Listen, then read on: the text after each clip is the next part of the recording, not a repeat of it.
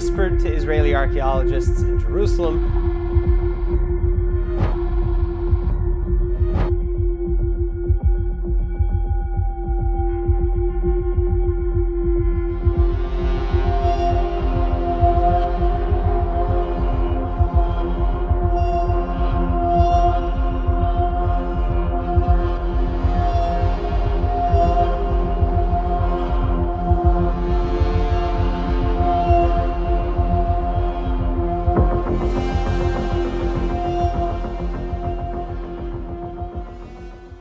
Algo inexplicable está ocurriendo en uno de los lugares más sagrados del planeta, y no puedes ignorarlo. Las aguas del estanque de Siloé se tiñeron de rojo en pleno día, sin lluvia, sin contaminación confirmada, sin explicación oficial, solo ese color, ahí, desafiando toda lógica. Y como si eso no bastara, la tierra tembló. Un sismo sacudió Jerusalén y el sur de Israel, dejando al descubierto daños en estructuras antiguas que algunos arqueólogos están vinculando al terremoto del rey Uzías, mencionado en las propias escrituras. Después llegó la tormenta Byron, con lluvias torrenciales e inundaciones sobre toda la Tierra Santa. ¿Coincidencia? ¿Historia? ¿O algo que ya estaba escrito? Dale like, suscríbete y deja tu oración en los comentarios. Cada gesto importa. La primera señal que perturbó la calma llegó desde el lago Siloé, un cuerpo de agua que los creyentes de todo el mundo conocen bien por su papel en uno de los milagros más conmovedores del Evangelio. Fue allí donde Jesús mandó a un ciego a lavarse, y el hombre regresó viendo. El lugar es más que un punto geográfico, es una memoria viva de restauración, de misericordia, de fe que vence lo que el ojo humano no puede ver. Por eso lo que ocurrió resultó tan perturbador. En plena claridad del día, sin que hubiera llovido con fuerza y sin que se reportara ninguna advertencia oficial de contaminación, testigos comenzaron a notar algo que se extendía lentamente sobre la superficie del agua. Era un color rojo oscuro, casi como si una sombra de sangre se hubiera posado sobre el lago. Lo más inquietante no era solo el tono, era que el agua seguía viéndose clara en su textura. No estaba espesa, ni agitada, ni turbia. Sin embargo, toda la superficie llevaba ese matiz carmesí profundo, convirtiendo un lugar asociado durante siglos con la sanidad en una imagen solemne, difícil de ignorar, imposible de olvidar. La gente se acercó a la orilla sin entender lo que veía. Algunos sacaron sus teléfonos para documentar el momento. Otros permanecieron en silencio, como si algo dentro de ellos reconociera que aquello exigía respeto antes que explicación. ¿Cómo puede aparecer ese color sin una causa confirmada de inmediato? Las preguntas circulaban entre los presentes con una urgencia callada. Puede haber explicaciones naturales. Las algas rojas, los depósitos minerales, la arcilla suspendida en el agua, el ángulo particular de la luz solar o una reacción química dentro del propio acuífero pueden generar tonalidades extrañas bajo ciertas condiciones. La ciencia tiene recursos para analizar, catalogar y eventualmente dar una respuesta técnica. Pero en Jerusalén, las imágenes pesan más que las cifras. El agua roja no es un símbolo neutro en la memoria colectiva de la fe. Remite de inmediato al Éxodo, al capítulo 7, cuando el Nilo se convirtió en sangre como primera plaga sobre Egipto. Remite a Mateo 26 y 28, donde Jesús habla de la sangre del nuevo pacto derramada por muchos. Un lugar conectado durante milenios con la curación aparece ahora teñido de un color que evoca juicio y expiación. La pregunta no nace del miedo, sino de la reflexión. Si este lago, que vio la restauración de un ciego, aparece hoy cubierto de rojo, ¿qué mensaje silencioso podría estar entregando? Es posible que sea un recordatorio de que la misericordia y el juicio no son opuestos, sino que conviven en el corazón del Dios eterno, que la gracia se ofrece precisamente porque el juicio es real. Nadie debería usar esta imagen para sembrar pánico, pero tampoco debería pasarse por alto como si fuera irrelevante. Las señales en los lugares sagrados no siempre anuncian destrucción. A veces simplemente preguntan, ¿estás prestando atención? ¿Estás viviendo con conciencia de que tu vida tiene un propósito más grande que lo que ves todos los días? No mucho tiempo después llegó el segundo sacudimiento, y esta vez no vino desde el agua, sino desde la tierra misma. Un sismo se hizo sentir cerca del Mar Muerto, enviando ondas claras hacia Jerusalén y hacia el sur de Israel. Ocurrió en la madrugada cuando la ciudad dormía. Las camas se movieron, las sillas se desplazaron, los objetos cayeron de los estantes. Los residentes despertaron de golpe, con el corazón acelerado y la incertidumbre apretando el pecho, sin saber cuánto tiempo duraría ni qué tan fuerte llegaría a ser. Aunque el terremoto no alcanzó magnitudes extremas, el miedo que generó se extendió rápidamente. Y no solo porque sacudiera paredes y suelos, sino porque lo hizo en el lugar equivocado para ser ignorado. Jerusalén no es otra ciudad cualquiera. Es la ciudad de los profetas, de los reyes, de las advertencias y de las promesas. Cuando la Tierra tiembla aquí, algo en el interior humano percibe que está ocurriendo algo más que un ajuste tectónico. Los expertos tienen sus propias explicaciones y son completamente legítimas.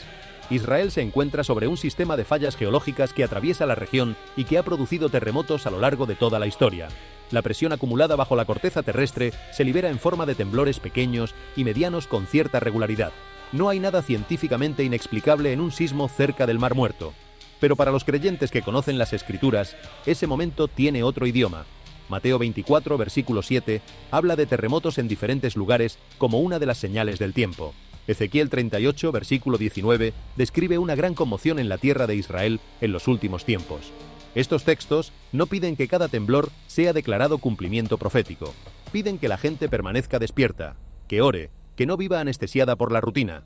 El terremoto de Jerusalén, sea cual sea su explicación geológica, tiene el efecto de recordarle al ser humano que el suelo bajo sus pies no es eterno, que la estabilidad que da por sentada cada mañana no es una garantía sino una gracia, y ese temblor reciente trajo a la superficie algo que había permanecido enterrado durante siglos bajo la ciudad. Los arqueólogos que trabajan en Jerusalén comenzaron a encontrar muros derrumbados, cimientos agrietados y capas de escombros antiguos que muestran características consistentes con un terremoto de enorme fuerza ocurrido en la antigüedad. A primera vista, esas piedras rotas pueden parecer simplemente ruinas, pero juntas cuentan una historia que paraliza, una ciudad sacudida desde sus entrañas, en un momento que quedó registrado no solo en el subsuelo sino en el texto bíblico. El profeta Amós menciona en su primer versículo que sus palabras llegaron 2 años antes del terremoto, lo que significa que el evento fue tan devastador que se convirtió en un marcador histórico para toda una generación. Zacarías 14, versículo 5, habla de la gente huyendo como huyeron del terremoto en los días del rey Uzías. No era solo un recuerdo pasajero, era el punto de referencia con el que se medía el tiempo. Lo que los arqueólogos están encontrando ahora bajo Jerusalén podría ser la evidencia física de ese mismo evento. Los patrones de destrucción son coherentes con lo que produce una actividad sísmica de gran intensidad.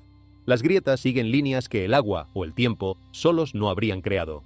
Las piedras no cayeron al azar. Cayeron con la dirección y la fuerza de algo que vino desde abajo. Y aquí está el peso espiritual del descubrimiento. Lo que la Escritura registró no solo quedó preservado en páginas antiguas, dejó marcas reales bajo la ciudad santa. La historia sagrada no es solo texto, es piedra, es suelo, es evidencia que la tierra guarda durante milenios hasta que alguien tiene los ojos para verla, y tal vez esa sea la lección más profunda. A veces la historia y la palabra de Dios se encuentran en las mismas piedras que fueron quebradas.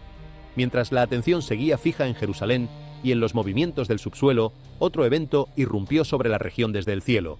La tormenta Byron trajo lluvias intensas y vientos fuertes a partes de Israel y de Gaza, haciendo que el agua subiera rápidamente en varias zonas. Las carreteras se inundaron, los hogares quedaron afectados. Los espacios públicos se convirtieron en canales improvisados de corrientes que arrastraban ramas, barro y todo lo que encontraban a su paso. Algunos vehículos quedaron atrapados. Los equipos de rescate trabajaron con urgencia para ayudar a las personas a moverse a través de condiciones que en cuestión de horas volvieron irreconocibles los lugares más familiares de la vida cotidiana. En ciertas zonas, los sistemas de drenaje simplemente no pudieron con el volumen de agua que cayó en tan poco tiempo. Lo que parecía ser un día normal se convirtió de golpe en un recordatorio de cuán rápido puede cambiar el orden de las cosas. Hay explicaciones naturales completamente razonables para este tipo de inundación. Las lluvias intensas, los sistemas de alcantarillado saturados, la topografía baja de ciertas zonas y el suelo compactado que no absorbe el agua a la velocidad suficiente, todo eso contribuye a que el agua se acumule sin que nadie pueda evitarlo. Pero para muchos creyentes, los eventos como este tienen la virtud de interrumpir la ilusión de control y llevar a la reflexión.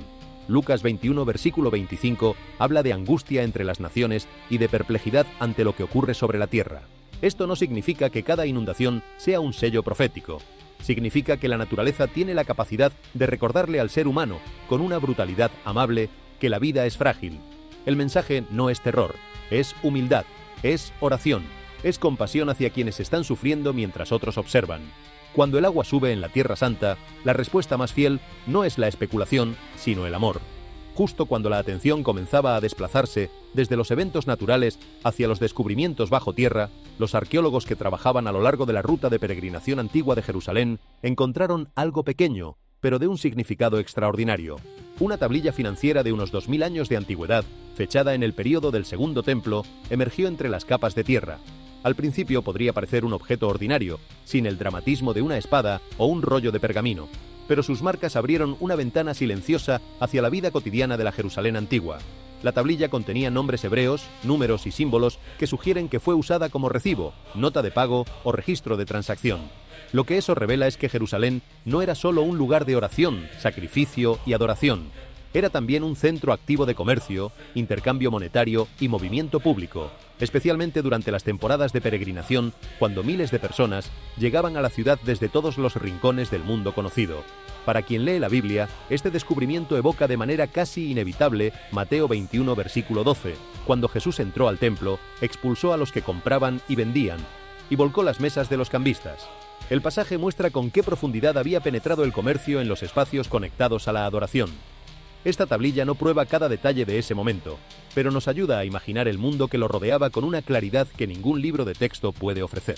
Debajo de las piedras de Jerusalén, un registro enterrado durante 2 milenios nos recuerda que la fe y el dinero han coexistido siempre, a veces en tensión, a veces en complicidad, dentro de los mismos espacios que deberían haberse reservado solo para Dios. Y la pregunta que ese objeto antiquísimo hace a las personas de hoy no es diferente de la que Jesús hizo al voltear las mesas. ¿Qué tiene más peso en tu vida cotidiana? ¿Lo eterno o lo inmediato? ¿La devoción o el beneficio?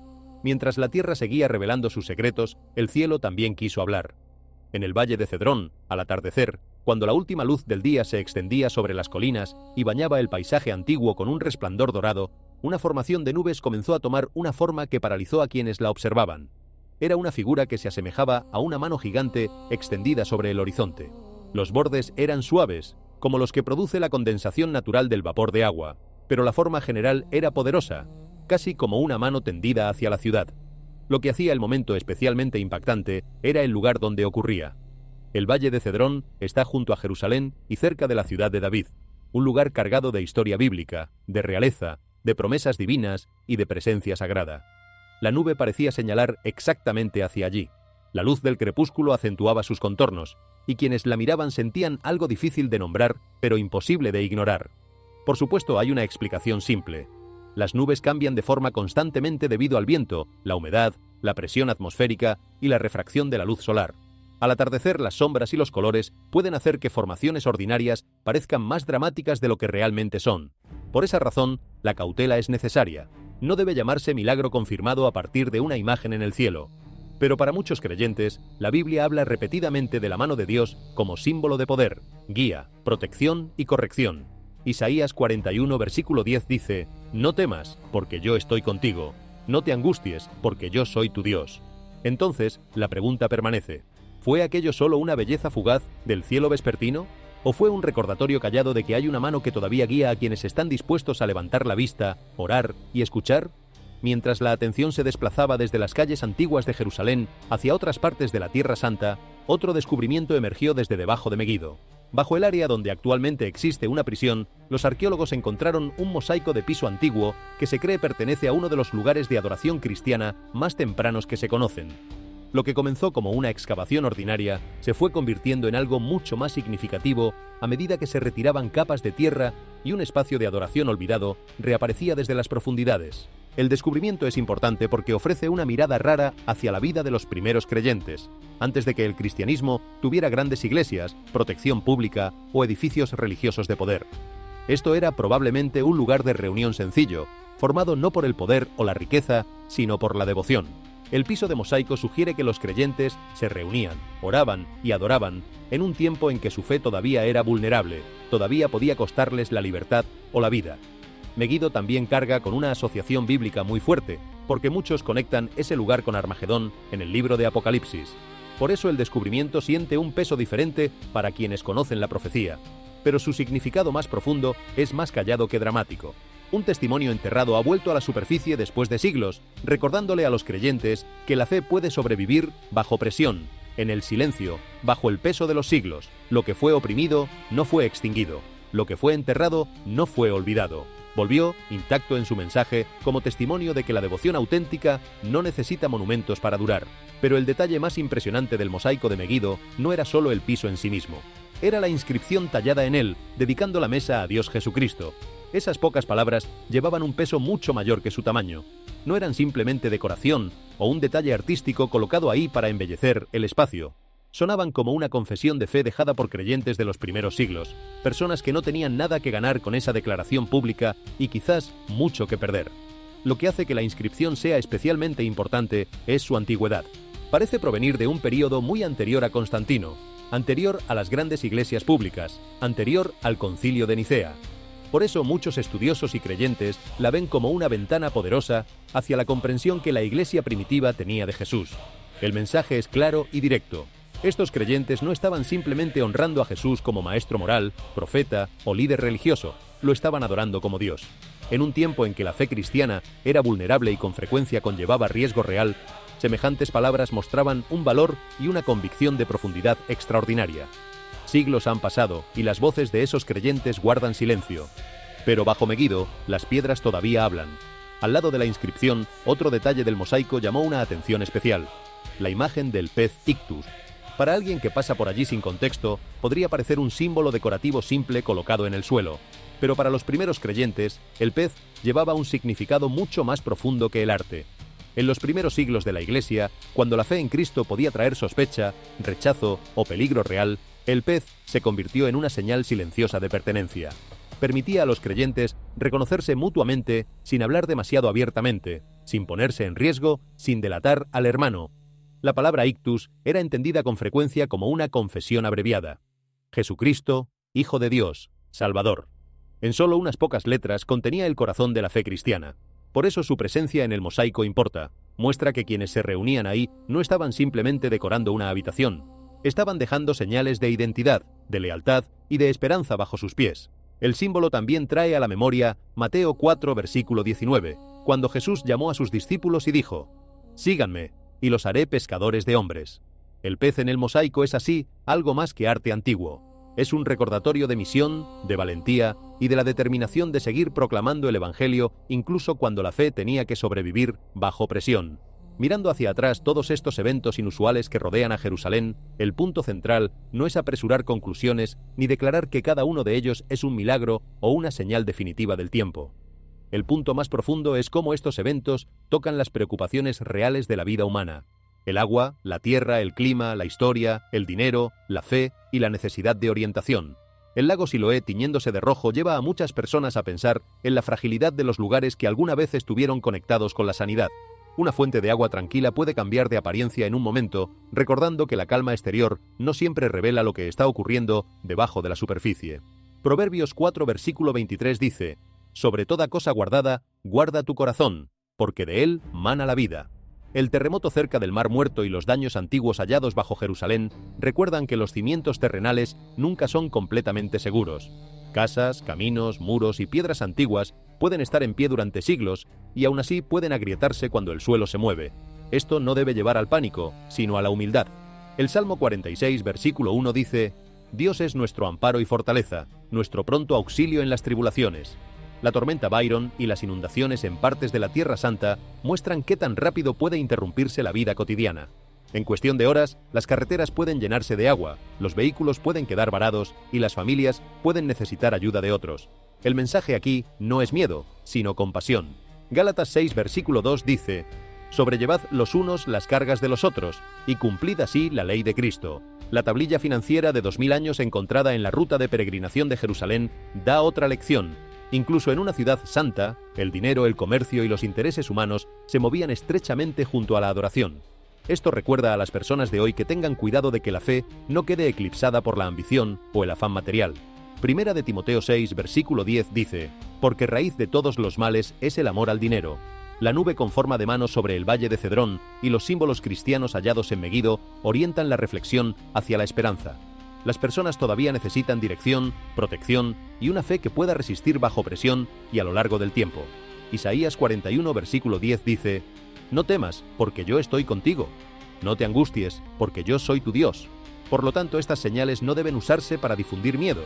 Pueden entenderse como recordatorios suaves que invitan a mantenerse despiertos, a guardar el corazón, a ayudar a quienes están en apuros, a mantener la fe por encima de las cosas materiales y a buscar la guía de Dios en días de incertidumbre. La lección detrás de estos eventos inusuales no es que las personas deban vivir con miedo, sino que deben vivir con mayor conciencia. Cuando el agua cambia de color, la tierra tiembla. Las tormentas interrumpen la vida cotidiana. Las piedras antiguas revelan historia olvidada y los símbolos de fe reaparecen desde las profundidades. Cada escena recuerda silenciosamente a la humanidad que la vida es frágil, temporal y profundamente dependiente de Dios. Una primera lección es la humildad. Las personas modernas con frecuencia creen que pueden controlarlo todo. Las ciudades, los sistemas, el dinero, la tecnología, incluso el futuro. Pero una tormenta repentina, un pequeño sismo o un cambio extraño en la naturaleza pueden recordar que la fuerza humana tiene límites. Santiago 4, versículo 14 dice: ¿Qué es vuestra vida? Es neblina que se aparece por un poco de tiempo y luego se desvanece. Este versículo no quita la esperanza. Enseña a las personas a dejar de vivir descuidadamente y a valorar cada día con sabiduría. Otra lección es la honestidad espiritual. El agua roja de Siloé, las piedras rotas bajo Jerusalén y la antigua tablilla financiera señalan hacia la misma verdad. Lo que está oculto con frecuencia se hace visible. Los corazones humanos, como las ciudades antiguas, pueden guardar cosas enterradas debajo de la superficie. El orgullo, la avaricia, la amargura y el compromiso con lo que no conviene pueden permanecer invisibles por un tiempo, pero Dios llama a las personas a caminar en la verdad.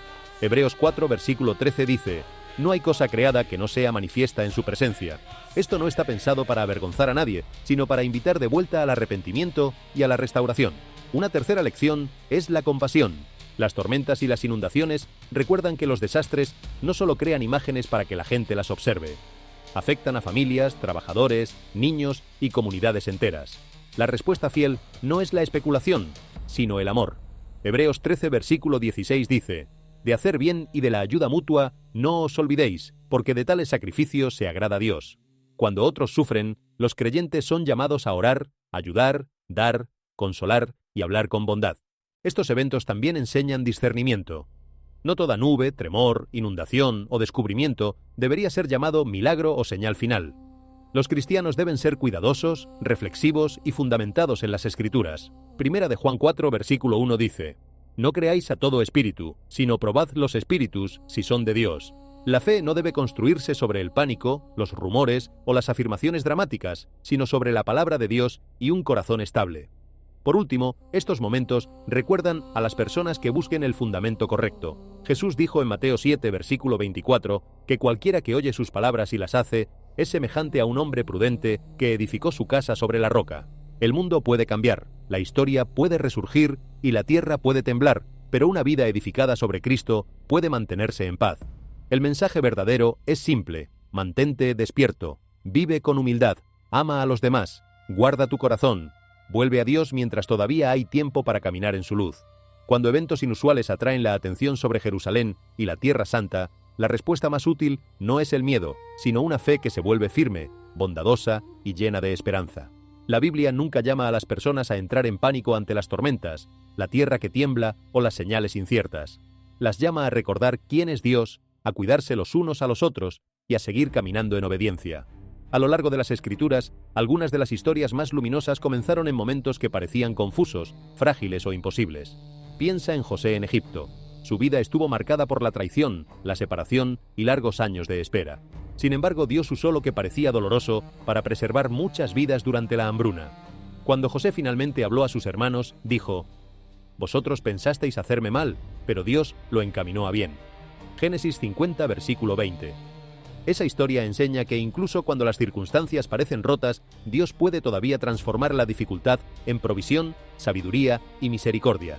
Las personas que enfrentan tiempos inestables necesitan este recordatorio. El problema de hoy no tiene que ser el final de la historia. Piensa también en Moisés frente al Mar Rojo. Detrás de él había peligro, frente a él había agua. El pueblo se sentía atrapado, pero Dios abrió un camino donde no existía ninguno.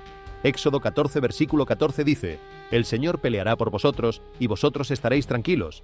Esto no significa que las personas no deban hacer nada. Significa que no tienen que ser controladas por el miedo. Cuando el futuro parece bloqueado, Dios todavía es capaz de abrir un camino, paso a paso. Otra historia que fortalece es la de Ruth. Ella perdió la seguridad, dejó su tierra familiar y se adentró en la incertidumbre junto a Noemí. Sin embargo, su lealtad se convirtió en parte de una historia mayor de redención. Ruth 1, versículo 16 dice: «A donde tú fueres, iré yo». Su valentía era silenciosa, no dramática. no cambió el mundo con el poder, sino con la fidelidad, la humildad y el amor. En días inciertos, la bondad ordinaria puede convertirse en un testimonio sagrado que trasciende generaciones. David también ofrece esperanza. Antes de convertirse en rey, enfrentó a Goliat sin la armadura que impresionara a la multitud.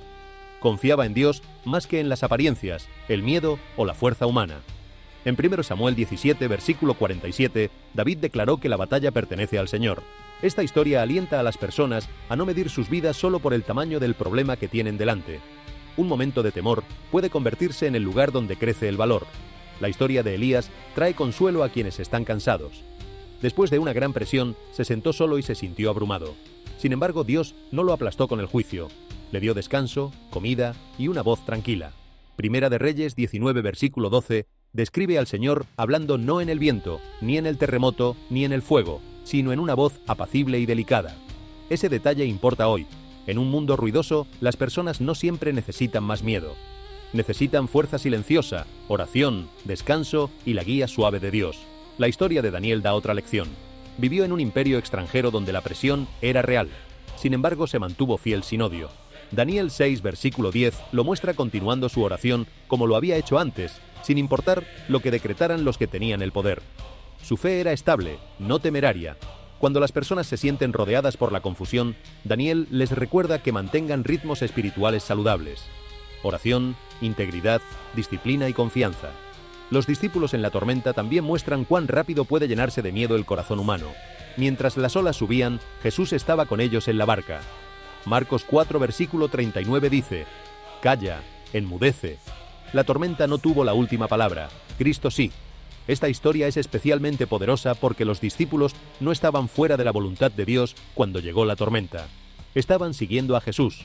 Eso significa que la dificultad no es prueba de que Dios haya abandonado a alguien. A veces la fe crece mientras las olas siguen moviéndose. La alimentación de los 5.000 da otra lección positiva. La gente tenía poco y la necesidad era grande. Sin embargo, Jesús recibió una ofrenda pequeña y la multiplicó. Juan 6, versículo 11 dice que Jesús dio gracias antes de distribuir el pan. La gratitud vino antes que la abundancia. Esto enseña que incluso los pequeños actos de fe, generosidad y acción de gracias pueden convertirse en una bendición mucho más grande de lo que las personas esperan. Cuando el miedo se extiende, la historia del buen samaritano ofrece un camino práctico. Él no se detuvo a discutir sobre señales, política o culpas. Vio a un hombre herido y tuvo misericordia. Lucas 10, versículo 37 termina con Jesús diciendo: «Ve y haz tú lo mismo». Este es uno de los mensajes más seguros y más fuertes para cualquier generación. Cuando el mundo se siente incierto, conviértete en alguien que ayuda. María Magdalena, ante el sepulcro vacío, también recuerda a los creyentes que el dolor puede convertirse en esperanza. Ella llegó llorando pensando que todo estaba perdido, pero el Cristo resucitado la llamó por su nombre. Juan 20 registra a Jesús diciendo: «María». Una sola palabra transformó su duelo en misión. Para las personas que cargan con ansiedad, esta historia dice que Dios ve a los individuos de manera personal. La esperanza no es solo para las multitudes, llega hasta quien está llorando en la oscuridad de la madrugada. Así que la lección de los eventos inusuales es simple y llena de vida. Mira al mundo con discernimiento, pero no dejes que el miedo domine el corazón. Recuerda a José cuando la vida parece injusta. Recuerda a Moisés cuando el camino parece cerrado.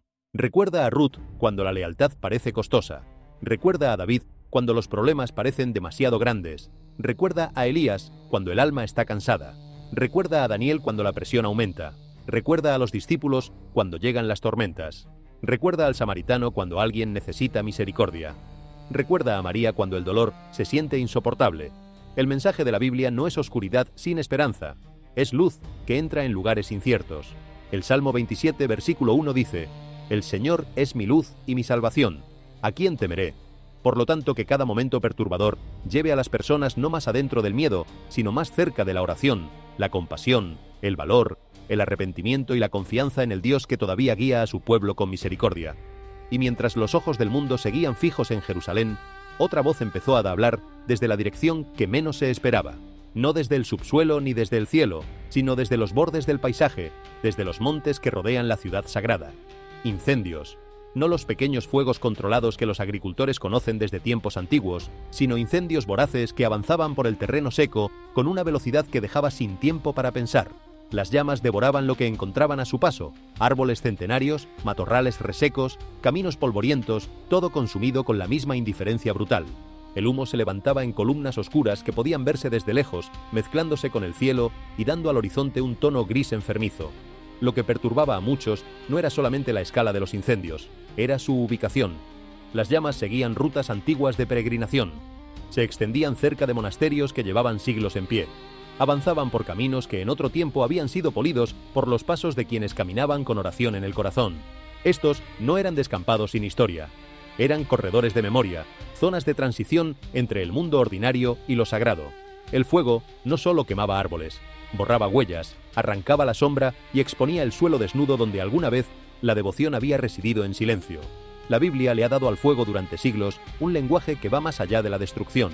En los libros proféticos, el fuego es con frecuencia el último mensajero, el que aparece cuando las advertencias han sido ignoradas repetidamente. El libro de Amós habla de fuego que desciende sobre muros de ciudades, no como caos, sino como consecuencia. El fuego en ese sentido no es furia sin propósito, es purificación. Quita lo que ha crecido sin control. Despeja lo que se ha vuelto excesivo, vacío o falsamente seguro. Por eso los incendios cargan un peso mucho más grande que los reportes de daños materiales. No solo destruyen, preparan el terreno para el cambio. Quitan todo lo que no es esencial. No quedan decoraciones, ni comodidades, ni ilusiones de seguridad permanente. Siguiendo el motivo bíblico, la purificación suele preceder a la revelación. Antes de que el agua penetre la piedra, el fuego ya ha chamuscado la superficie. Lo que queda después no está debilitado, está simplemente expuesto. Y en la Biblia, la exposición nunca es accidental. Después de los incendios devastadores, el agua llegó inesperadamente. La tormenta Byron trajo lluvias récord que se derramaron sobre tierras previamente secas y yermas. El suelo no pudo absorberlas con suficiente rapidez. El agua no tenía vía de escape. En poco tiempo, zonas anteriormente agrietadas por la sequía quedaron sumergidas en inundaciones furiosas. El contraste dejó a muchos desconcertados. Las áreas con mayor escasez de agua eran ahora las más gravemente inundadas. En el valle de Cedrón, las aguas del torrente rugían, teñidas con ese color marrón oscuro de la tierra arrancada de las laderas. No era solo barro, era el color de la tierra que en el lenguaje bíblico se asocia con el juicio. Allí había caminado Jesús. Ver ese valle transformado en un torrente desbordado hacía que muchos sintieran claramente que los límites de siempre estaban siendo borrados. El suelo del valle era arrasado. El agua se llevaba rocas, raíces de árboles y rastros de siglos como si la tierra ya no pudiera retener lo que había guardado por tanto tiempo. La Biblia describe con frecuencia el agua no solo como medio de purificación, sino como elemento que revela. En Zacarías 14, versículo 4, los valles son descritos como lugares que serán transformados, divididos, ensanchados, ya sin su forma original. Los valles en la Biblia son donde se revela la verdad. Cuando el agua sube, lo que ha estado enterrado por largo tiempo ya no puede permanecer dormido. Mientras Jerusalén estaba sumergida en barro y aguas desbordadas, una escena completamente diferente se desplegaba hacia el norte. El monte Hermón estaba cubierto de nieve blanca e impoluta. No había corrientes furiosas ni caos, solo una nevada suave que cubría uniformemente la cima y las laderas rocosas. Todo allí era silencioso e inmóvil. Este contraste resultaba impactante.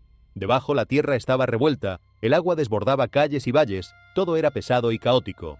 Pero arriba el monte Hermón permanecía firme, cubierto de blanco puro, sin verse afectado por lo que ocurría abajo. El mismo cielo, pero dos imágenes completamente distintas apareciendo al mismo tiempo. El monte Hermón tiene una significación especial en la Biblia. Es donde Jesús fue transfigurado, cuando su gloria celestial fue revelada. El blanco de la nieve simboliza con frecuencia la santidad, la pureza y lo que pertenece al cielo. No viene a destruir, sino a cubrir suavemente, como señal de paz. La pregunta que provoca reflexión es por qué aparecen estas dos imágenes al mismo tiempo. En el pie del monte hay barro e inundación. En la cima hay nieve blanca y tranquilidad. La Biblia usa con frecuencia el contraste para ayudar a las personas a comprender mejor sus elecciones. Un lado muestra el mundo en caos. El otro muestra algo que no ha sido tocado por la turbulencia. La pregunta que queda sin complicar pero crucial es cuándo aparecen estas señales, dónde estamos, abajo en el valle fangoso o arriba en tierra más elevada. Después de las inundaciones en Jerusalén, la atención se desplazó rápidamente hacia el occidente. América comenzó a experimentar su propia oleada de perturbaciones, ventiscas que sepultaron regiones enteras bajo la nieve, ríos que se desbordaron hacia los pueblos y las tierras agrícolas, arrastrados lentamente por corrientes que alguna vez los habían sustentado. lo que había sido fuente de alimento y renovación se convirtió en un corredor de deterioro. El olor de la muerte reemplazó el aroma familiar del agua que fluye. Los residentes describían un silencio pesado en las orillas de los ríos, como si la propia naturaleza hubiera hecho una pausa. Esto no era simplemente un incidente ambiental, era una ruptura en el ritmo de vida en el que la gente había confiado durante generaciones. El agua siempre ha tenido un significado sagrado en el contexto bíblico. Representa limpieza, renovación y provisión. Desde los pozos antiguos hasta los lavamientos rituales, el agua simboliza la presencia sustentadora de Dios. Pero cuando esa misma agua se vuelve hostil, el simbolismo se invierte. Lo que antes daba vida, ahora da testimonio de la fragilidad. El cambio se siente menos como una anomalía aleatoria y más como una señal, una que obliga a los observadores a enfrentar preguntas incómodas sobre el estado del mundo y la relación de la humanidad con la creación.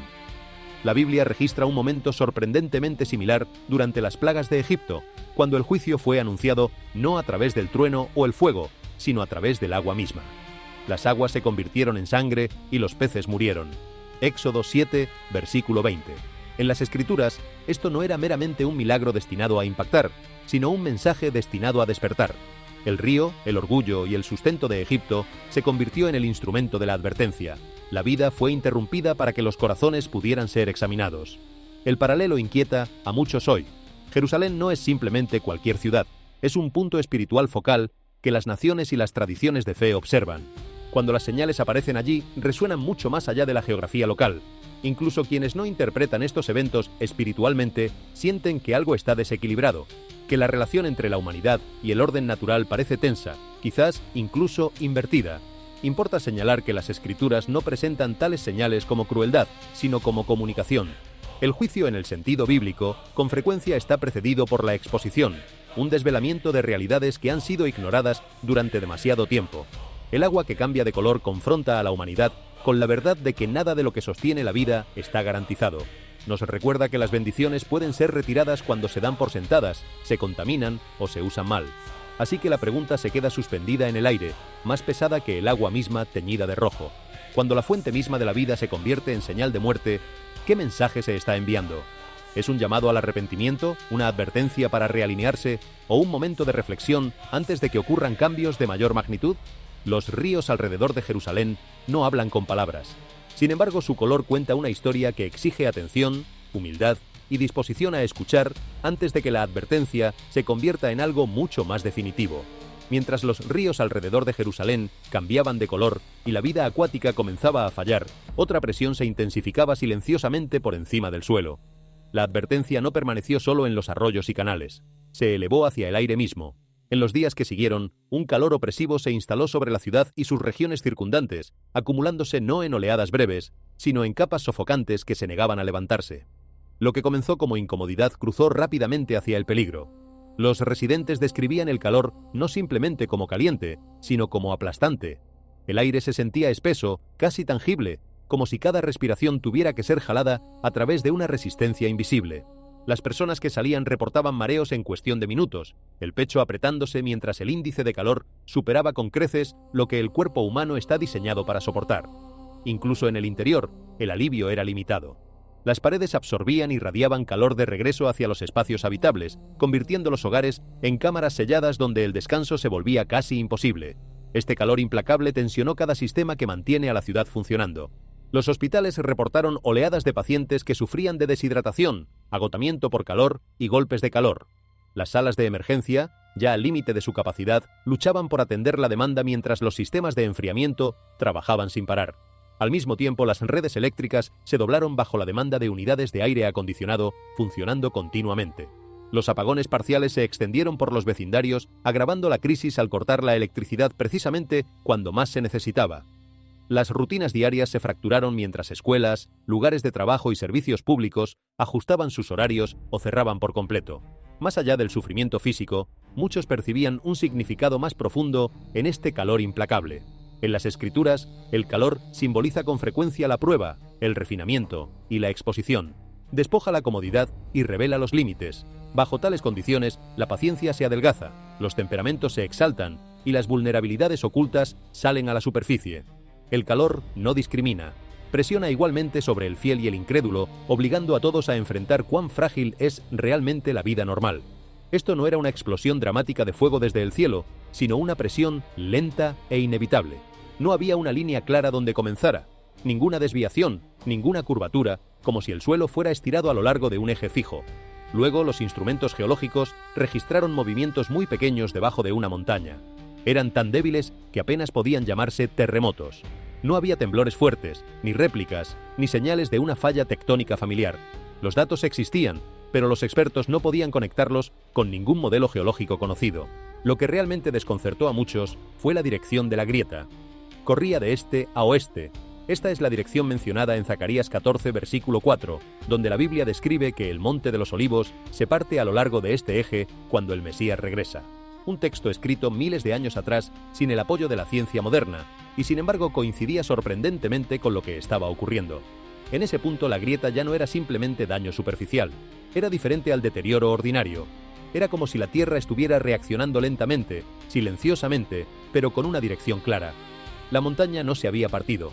No había ocurrido ningún evento mayor, pero algo había comenzado.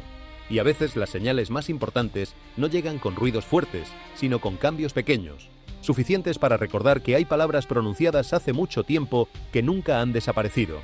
Después de que aparecieran las primeras grietas en el Monte de los Olivos, el movimiento no se detuvo en la superficie. Los instrumentos bajo Jerusalén comenzaron a detectar pequeños temblores, microsismos tan débiles que apenas podían sentirse, pero lo suficientemente claros para ser registrados. Eran superficiales, breves y callados, sin sirenas, sin titulares, pero seguían llegando. Lo que perturbaba a los observadores no era su intensidad, sino su patrón. Estos temblores no se alineaban con ningún sistema de fallas conocido. No seguían el comportamiento de la actividad sísmica típica. En cambio, se repetían una y otra vez, sugiriendo persistencia más que aleatoriedad. Algo debajo de la ciudad se estaba desplazando, no violentamente, sino deliberadamente. Al mismo tiempo, reportes de lugares muy alejados de Jerusalén comenzaban a hacer eco del mismo tema. A lo largo de los Estados Unidos se registraban pequeños terremotos en regiones que no eran conocidas por su inestabilidad sísmica. Grietas capilares aparecían en carreteras, puentes y cimientos sin explicación clara. En algunas áreas, el suelo se desplazaba sin previo aviso, sin tormentas, sin construcción, sin detonante obvio. Cada evento por sí solo parecía manejable, fácil de descartar. Juntos formaban un patrón más difícil de ignorar. En Mateo 24, Jesús habló de terremotos en diversos lugares. No los describió como el fin en sí mismo, sino como el comienzo, comparándolos con dolores de parto, no destrucción repentina, sino un proceso irreversible. Una vez que comienzan, no retroceden. Se incrementan en frecuencia. Señalan que algo nuevo se acerca. El temblor de Jerusalén lleva un peso diferente.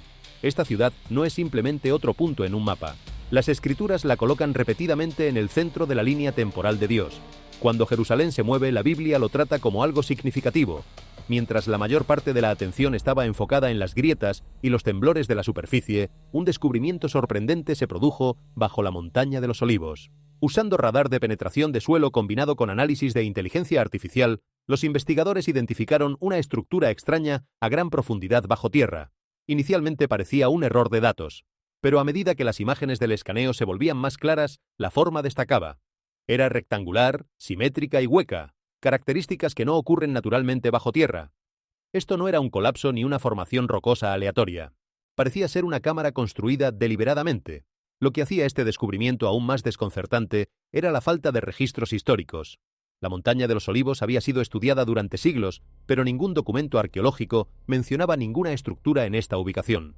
Sin túneles, sin entradas, sin referencias en ningún texto antiguo. Su existencia había pasado completamente desapercibida.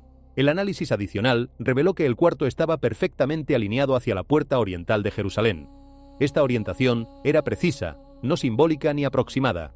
La puerta oriental ha estado asociada durante mucho tiempo con expectativas y eventos futuros, lo que hacía que esta alineación fuera difícil de considerar como una mera coincidencia.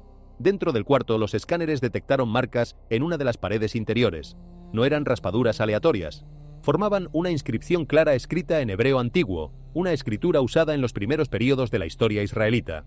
La inscripción fue deliberadamente tallada, lo que sugería que el cuarto fue creado para contener un mensaje. Ninguna traducción oficial ha sido publicada todavía. Este descubrimiento plantea preguntas serias. Un cuarto hecho por el hombre yace en secreto debajo de un sitio profético, con una alineación exacta hacia una puerta sellada. con un mensaje escrito en un idioma antiguo. No parece algo creado recientemente ni descubierto por casualidad. Se parece más a algo diseñado para permanecer oculto hasta el momento oportuno. Ese cuarto no está olvidado, está esperando. Junto a los descubrimientos en el Monte de los Olivos y la tumba, otro detalle inusual comenzó a surgir, uno que no podía verse, pero sí medirse.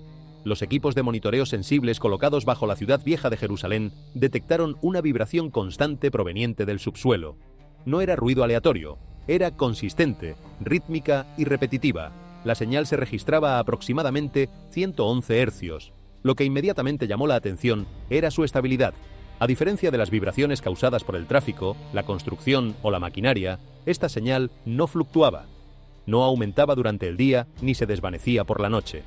Continuaba a la misma frecuencia hora tras hora sin interrupción. Los ingenieros descartaron las carreteras cercanas, las instalaciones subterráneas y la actividad industrial. Nada en el entorno circundante coincidía con el patrón. La fuente parecía ser más profunda. A medida que los investigadores revisaban los datos, comenzaron a surgir comparaciones. Lecturas de frecuencias similares, aunque raras, se han registrado en otros lugares sagrados antiguos alrededor del mundo.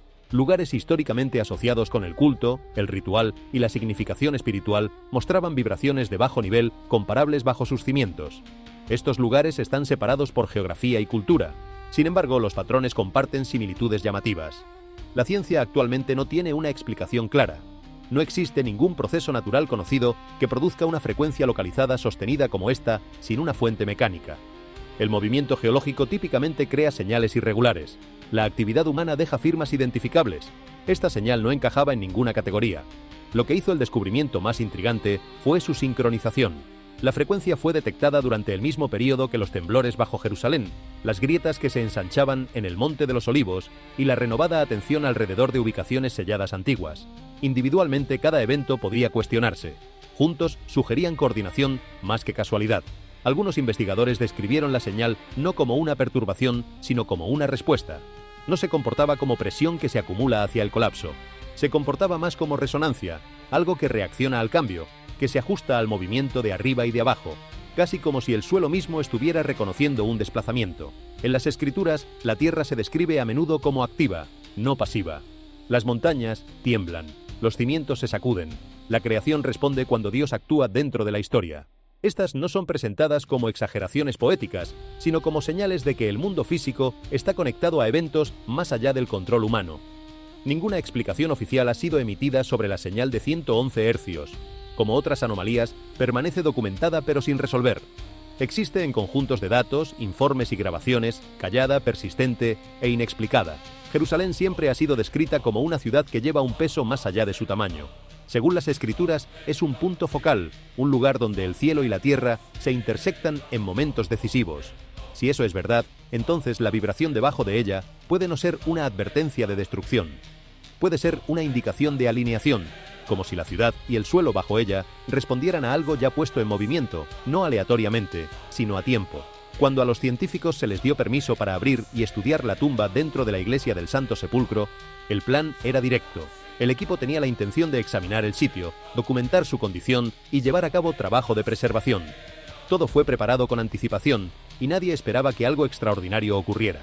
Sin embargo, cuando la losa de piedra que cubría la tumba fue finalmente abierta, ocurrieron varias cosas inesperadas. Los testigos en la escena reportaron que un tenue y agradable aroma llenó el pequeño espacio cerrado. No era el olor del polvo o de la piedra vieja. Los presentes lo describieron como ligero y dulce. Descripciones similares han sido registradas durante aperturas pasadas de tumbas religiosas antiguas, lo que hizo el momento aún más sorprendente. Al mismo tiempo, los instrumentos científicos colocados sobre la piedra comenzaron a comportarse de manera extraña. Algunos dispositivos mostraban lecturas inestables.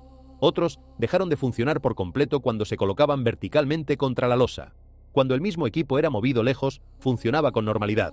Esto levantó inmediatamente preocupación entre los ingenieros. El equipo verificó baterías, cableado y calibración, pero no encontró ningún problema técnico.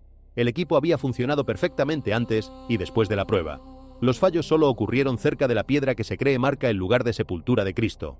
Algunos miembros del equipo técnico confirmaron que se había detectado interferencia electromagnética. Sin embargo, no había ninguna fuente clara, ninguna máquina, ningún cable de alta tensión, ninguna explicación física conocida podía dar cuenta de la perturbación. Los periodistas que estaban presentes notaron un cambio claro en el comportamiento de los investigadores. Lo que comenzó como una tarea científica rutinaria se volvió tenso y cauteloso. El equipo parecía genuinamente sorprendido por resultados que no habían esperado ni planificado. A pesar de estos eventos, no se publicó ninguna explicación científica oficial. Las anomalías ni fueron completamente explicadas ni desafiadas públicamente. Simplemente quedaron sin conclusión.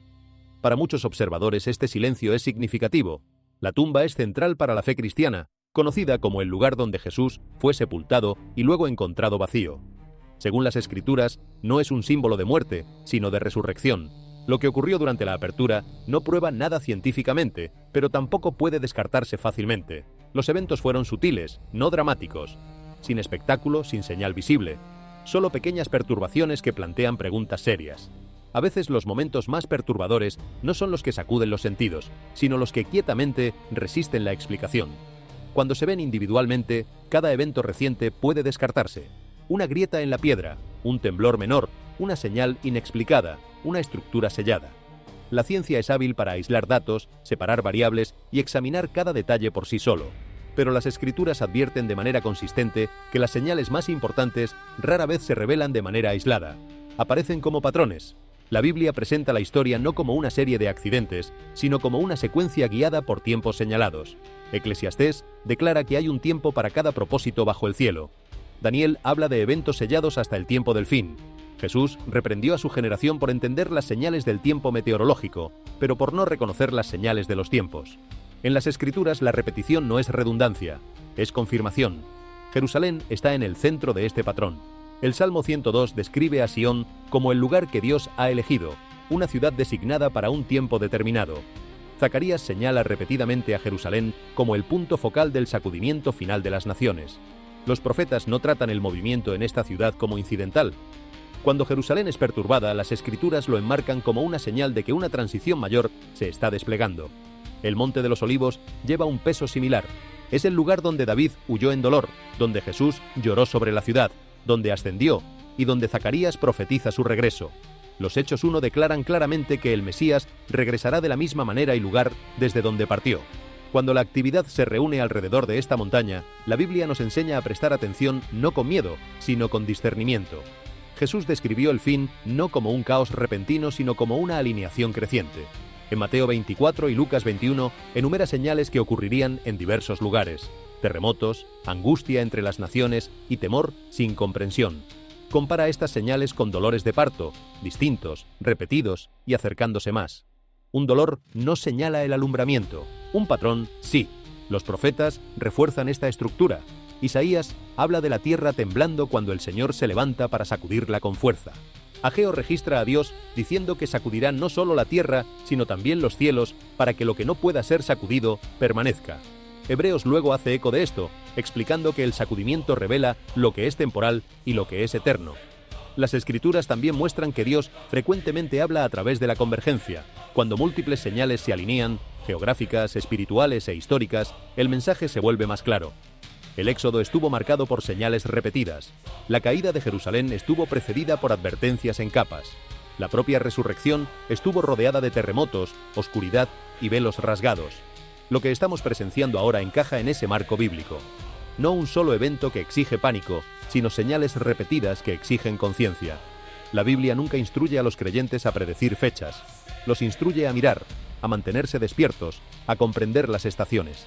Los patrones son, como las Escrituras enseñan, el discernimiento sin la especulación. Cuando los eventos se alinean con la profecía antigua, cuando el movimiento se reúne alrededor de lugares designados, cuando las señales se repiten en lugar de desvanecerse, las Escrituras no los llaman coincidencias, los llaman recordatorios. No que el mundo terminará mañana, sino que la era se está moviendo, el tiempo de Dios está activo, y la historia sigue desplegándose exactamente como fue escrito. Patrones, no eventos aislados. Y según la Biblia, los patrones nunca son accidentales. A lo largo de las Escrituras, las advertencias de Dios rara vez llegan como desastres repentinos, con más frecuencia llegan como señales claras dadas de antemano, no para aterrorizar, sino para preparar, no para destruir, sino para despertar. Cuando la tierra habla, cuando el cielo responde, cuando lo que estuvo oculto durante generaciones emerge, la pregunta no es si los tiempos están cambiando, la pregunta es ¿qué hará el corazón humano con lo que está siendo revelado? Y precisamente aquí, en medio de todo lo que ha sido expuesto, surge la invitación más importante de todas, no la de calcular fechas, ni la de comparar catástrofes con versículos, sino la de regresar. Regresar al Dios que puso el nombre de su ciudad en los labios de los profetas antes de que existiera la fotografía, antes de que existieran los satélites, antes de que existieran los sismógrafos. Regresar al Dios que diseñó los valles para que hablen, las montañas para que respondan, y el corazón humano para que reconozca que no puede vivir por sí solo. La señal del pez ictus bajo Meguido, la inscripción que llama a Jesús Dios antes de que ningún concilio lo declarara oficial, el sonido del shofar sobre el monte del templo cuando ningún sacerdote lo hacía sonar, las grietas que corren de este a oeste en el monte de los olivos, exactamente como lo describe Zacarías, la vibración que persiste en 111 hercios bajo el suelo de la ciudad eterna, el sepulcro que perturba los instrumentos electrónicos con una anomalía sin explicación. Ninguna de estas señales dice que el mundo terminará mañana. Todas dicen que el mundo no es eterno y que hay un tiempo para cada propósito bajo el cielo. Por eso la respuesta más sabia no es huir ni entrar en pánico. La respuesta más sabia es la que siempre ha sido: humillar el corazón, buscar el rostro de Dios, pedir perdón por lo que necesita ser perdonado, ofrecer compasión a quienes están sufriendo, vivir con generosidad, caminar con fe que no depende de que todo sea cómodo o predecible. La fe que resiste las tormentas no es la que nunca las ve llegar, es la que ya sabe a quién pertenece cuando llegan. Hay algo en la ciudad de Jerusalén que ninguna excavación puede explicar del todo. Cada capa de suelo que se retira revela no solo historia, sino algo más parecido a una conversación que Dios ha sostenido con la humanidad durante milenios. Las piedras de esa ciudad no son simplemente piedras, son páginas de un libro que fue escrito antes de que existiera el papel. Y cuando esas páginas se abren de nuevo, cuando las grietas revelan lo que estaba bajo la superficie, cuando el agua cambia de color y el cielo forma imágenes que los ojos no pueden ignorar, la invitación siempre es la misma. Presta atención. Vive con intención. Trata a los demás como quisieras ser tratado. Perdona lo que necesita ser perdonado. Honra lo que es sagrado. Protege lo que es frágil. Cuida al que no tiene quien le cuide. Y cuando la tierra tiemble, no te preguntes si Dios existe. Pregúntate si Dios tiene algo que decirte precisamente en ese momento. Porque eso es lo que Jerusalén ha hecho siempre. No solo preservar el pasado, señalar hacia lo que todavía está por venir. Y lo que está por venir, según todas las páginas de ese libro antiguo, no es la oscuridad final, es la luz que deshace toda oscuridad, es el rey que vuelve, es el valle que se transforma, es la puerta del oriente que se abre, es el nombre que cada rodilla reconocerá, no por obligación, sino porque en ese nombre está todo lo que el corazón humano ha estado buscando desde el principio. Eso es lo que susurran las piedras de Jerusalén a quienes tienen oídos para escuchar. Y ese susurro, a diferencia del ruido del mundo, no tiene prisa. Ha estado hablando durante siglos, y puede esperar un poco más mientras el corazón humano todavía tiene tiempo de responder. No dejes que el miedo sea lo que te lleve a Dios, que sea el amor, que sea el reconocimiento de que la gracia que has recibido cada día de tu vida no era garantizada, era un regalo, que sea la humildad de saber que el suelo bajo tus pies también tiembla, que el agua también puede cambiar de color, y que sin un ancla más profunda que las circunstancias, la vida a la deriva no llega a ningún puerto que valga la pena.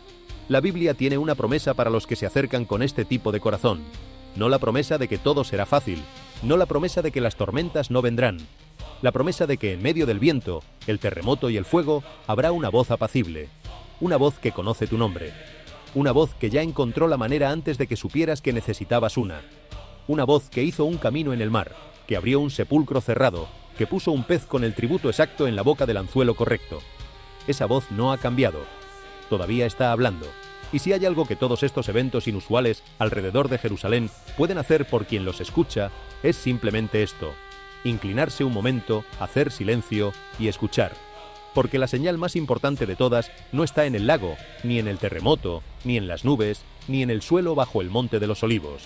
La señal más importante de todas está en el corazón de quien todavía puede decidir qué hacer con lo que está oyendo. Y ese corazón, si está dispuesto, es donde comienza el camino de regreso. Hay un fenómeno que los teólogos han estudiado durante siglos y que los arqueólogos apenas están comenzando a documentar con precisión. Se trata de la manera en que la tierra de Israel parece reaccionar a lo que ocurre en el nivel espiritual, no como superstición ni como magia, sino como algo que las propias escrituras describen con una claridad que resulta incómoda para quien preferiría separar el mundo físico del mundo espiritual. Levítico 18 versículo 25 dice que la tierra misma fue contaminada, y Dios castigó su iniquidad, y la tierra vomitó a sus habitantes. No es un lenguaje metafórico liviano, es la descripción de un suelo que responde al comportamiento de quienes lo habitan, que puede llenarse hasta vomitar, que tiene una relación directa con el pacto que Dios hizo con su pueblo. Esta idea atraviesa toda la narrativa bíblica con una coherencia que resulta difícil de ignorar. La tierra llora, los ríos se secan, los campos se vuelven yermo, las cosechas fallan, las plagas llegan, los terremotos ocurren. Y en la mayoría de los casos, las Escrituras no presentan estos fenómenos como accidentes del azar, sino como respuestas de la creación a lo que sucede en el corazón de quienes la habitan. El profeta Joel lo describe con imágenes que resultan casi cinematográficas. El campo está destruido, la tierra ha sido de duelo, pues el trigo ha sido destruido, se secó el vino nuevo, se marchitó el aceite. Joel 1, versículo 10. La imagen no es solo agrícola, es espiritual. La tierra refleja el estado de quienes viven sobre ella. Esto tiene implicaciones enormes para quienes observan lo que está ocurriendo alrededor de Jerusalén hoy. Si el agua de Siloé se tiñe de rojo, si los valles se inundan de barro oscuro, si el suelo vibra con frecuencias que los instrumentos no pueden catalogar, si el monte de los olivos muestra grietas en la dirección exacta que Zacarías señaló, la pregunta que emerge no es solo científica. La pregunta es, ¿qué está ocurriendo en el nivel espiritual que la creación misma está comenzando a articular? Y si la creación habla, ¿quién está escuchando? La respuesta que las Escrituras ofrecen a esta pregunta es siempre la misma. No son los observadores casuales los que escuchan, son los que tienen oídos entrenados por la oración, por la lectura de la palabra, por la práctica de vivir atentos a la presencia de Dios en lo cotidiano. Jesús dijo, el que tiene oídos para oír, que oiga. La frase aparece repetidamente en los Evangelios. No es una invitación a la élite espiritual, es un llamado universal a cultivar el tipo de atención que no se deja adormecer por el ruido del mundo. El mundo produce ruido constantemente. Las Escrituras cultivan el silencio interior necesario para escuchar lo que el ruido tapa. Y en ese silencio, cuando la tierra tiembla y el cielo se oscurece y el agua cambia de color, la voz que se escucha no es la del miedo. Es la de quien dijo, yo soy la luz del mundo. El que me sigue no andará en tinieblas, sino que tendrá la luz de la vida. Juan 8, versículo 12. Esa voz no cambia con las circunstancias, no se vuelve más dudosa cuando los terremotos aumentan, no se vuelve más silenciosa cuando las inundaciones crecen. Sigue siendo la misma voz que habló sobre el caos al principio de la creación y dijo, sea la luz. Y fue la luz. La historia de la humanidad es, en cierta forma, la historia de cómo esa voz ha seguido llamando a través de cada época. Llamó a Noé cuando el mundo no conocía la lluvia. Llamó a Abraham cuando no había mapas que señalaran hacia Canaán. Llamó a Moisés desde una zarza que ardía sin consumirse. Llamó a Elías en el silencio después del viento y el fuego. Llamó a los discípulos en medio de una tormenta nocturna. Y cada vez que llamó, la respuesta que transformó vidas no fue el análisis, sino la obediencia. No fue la comprensión perfecta, sino la confianza activa. En este momento, mientras los eventos sobre Jerusalén se acumulan y los reportes de fenómenos inexplicables continúan llegando de todas partes, la pregunta que importa no es cuándo exactamente ocurrirá el próximo gran evento. La pregunta que importa es ¿qué estás haciendo hoy con lo que ya sabes? Porque la Biblia no premia la curiosidad especulativa, premia la fidelidad práctica. No premia a quien anota la fecha de cada terremoto, premia al que en medio de los terremotos sigue amando a su prójimo, sigue honrando su compromiso con Dios, sigue siendo generoso con quienes tienen menos, sigue perdonando cuando podría guardar rencor. Esa es la vida que resiste, no porque sea perfecta, sino porque está anclada en algo que los terremotos no pueden mover. Hebreos 12, versículo 28 lo dice con una claridad que no necesita elaboración. Así que, recibiendo nosotros un reino inconmovible, tengamos gratitud, y mediante ella sirvamos a Dios, agradándole con temor y reverencia. Un reino inconmovible, no un mundo sin terremotos, no una vida sin tormentas, un reino que permanece cuando todo lo que puede ser sacudido ha sido sacudido, y ese reino, según las Escrituras, no está siendo construido por los poderosos ni por los que tienen todas las respuestas. Está siendo construido por quienes aman con sinceridad, sirven con humildad y esperan con paciencia lo que todavía no se puede ver. Hay una escena en la Biblia que resume todo esto con una economía de palabras que desafía cualquier intento de ampliarla sin empobrecerla. Está en el libro de Apocalipsis, en el capítulo 21, versículo 5. El que estaba sentado en el trono dijo, «He aquí, yo hago nuevas todas las cosas». Y añadió, «Escribe porque estas palabras son fieles y verdaderas». No dijo, «He aquí, lo explico todo». No dijo, «He aquí, todo tendrá sentido ahora». Dijo, «Yo hago nuevas todas las cosas». Y la razón por la que esas palabras son presentadas como fieles y verdaderas es precisamente porque quien las dice no depende de las circunstancias para cumplirlas. Las circunstancias alrededor de Jerusalén pueden seguir siendo desconcertantes, los científicos pueden seguir sin ponerse de acuerdo, los arqueólogos pueden seguir encontrando cosas que no tienen precedente, los sismógrafos pueden seguir registrando lo que no deberían registrar, el suelo puede seguir vibrando a frecuencias que ningún modelo puede predecir, y en medio de todo eso, la palabra permanece. Yo hago nuevas todas las cosas, no algunas cosas, no las cosas fáciles, todas las cosas, incluso las rotas, incluso las que parecen demasiado tarde para ser restauradas. Eso es lo que hace que la fe no sea escapismo. La fe que nace de las Escrituras no es ciega a la realidad, es la única perspectiva lo suficientemente grande como para ver la realidad completa. No solo el presente incierto, sino el futuro prometido. No solo la grieta en la piedra, sino la roca debajo de la grieta. No solo el río que cambió de color, sino la fuente que nunca se contamina porque viene de más arriba que cualquier polución humana. Y mientras Jerusalén sigue siendo el escenario de eventos que desafían la explicación ordinaria, mientras los investigadores siguen abriendo capas de historia que nadie esperaba encontrar, mientras el mundo mira con una mezcla de curiosidad, alarma y esperanza, hay algo que los creyentes pueden hacer que ningún instrumento científico puede hacer por ellos. Pueden orar.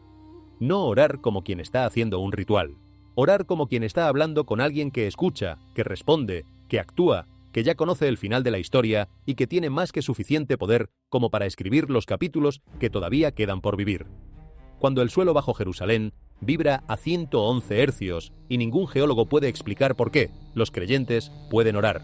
Cuando el Monte de los Olivos muestra grietas que corren en la dirección que Zacarías señaló 2500 años atrás, los creyentes pueden orar. Cuando el sepulcro del Señor perturba los instrumentos electrónicos sin que haya explicación técnica disponible, los creyentes pueden orar, no porque la oración sea mágica, sino porque la oración es el acto más honesto que un ser finito puede realizar ante la vastedad de lo infinito.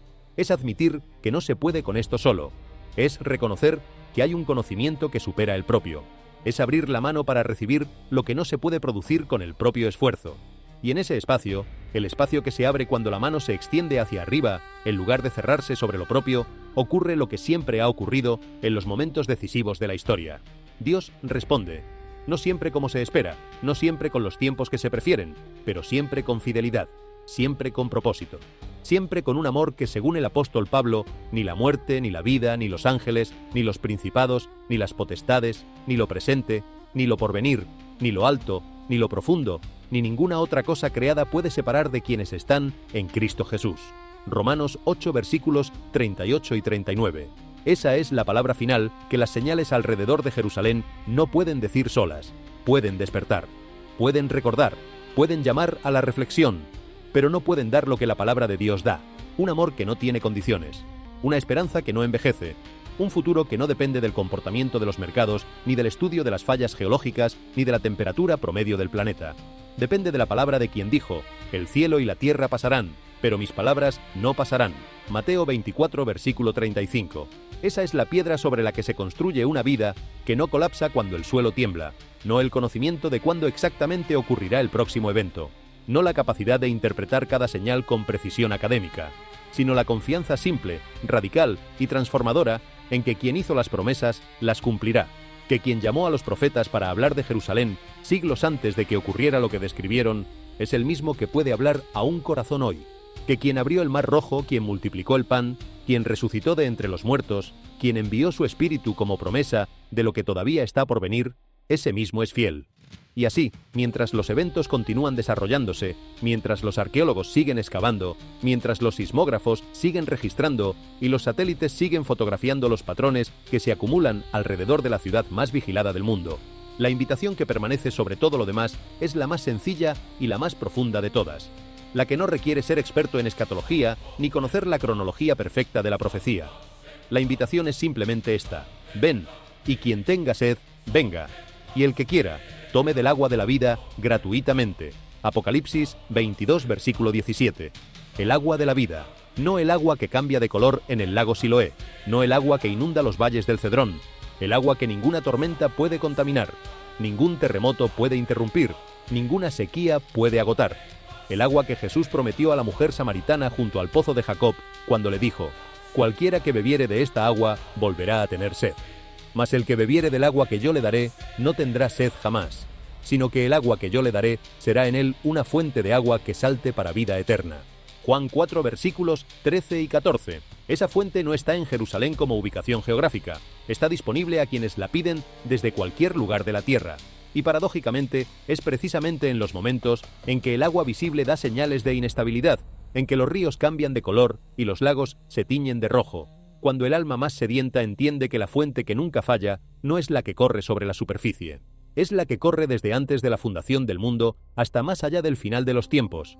Esa es la buena noticia en medio de todo lo que es desconcertante, que hay una fuente que no falla, que hay un reino que no puede ser sacudido, que hay un nombre que está sobre todo nombre, que hay una voz que habló al caos y lo ordenó, que habló al sepulcro y lo vació, que habló al corazón de millones de personas a lo largo de siglos y que puede seguir hablando al tuyo hoy.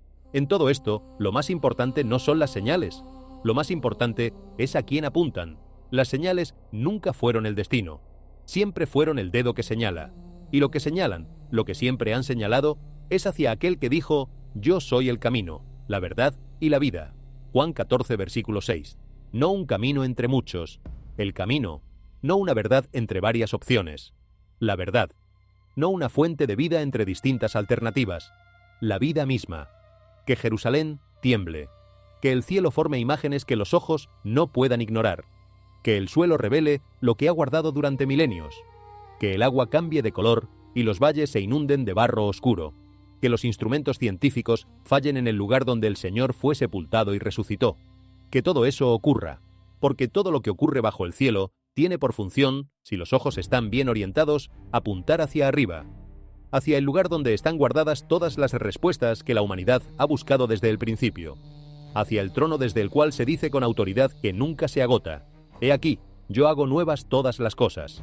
Y con eso la historia de Jerusalén y de sus señales no es una historia de terror, es una historia de amor, un amor lo suficientemente grande como para hablar a través de la tierra, del agua, del cielo y de las piedras, un amor lo suficientemente paciente como para haber estado hablando durante siglos sin renunciar, un amor lo suficientemente personal como para conocer tu nombre en medio de la multitud y decirlo con una suavidad que el ruido del mundo no puede ahogar. Eso es lo que las piedras de Jerusalén susurran, no el fin del mundo, el inicio de algo nuevo, no la destrucción definitiva, la invitación permanente, no el juicio sin misericordia, la misericordia que precede al juicio y que nunca deja de ofrecerse mientras haya tiempo de recibirla. Escucha, el que tiene oídos para oír, que oiga, porque la voz que habló al principio de todas las cosas sigue hablando, y lo que dice hoy es lo mismo que ha dicho siempre.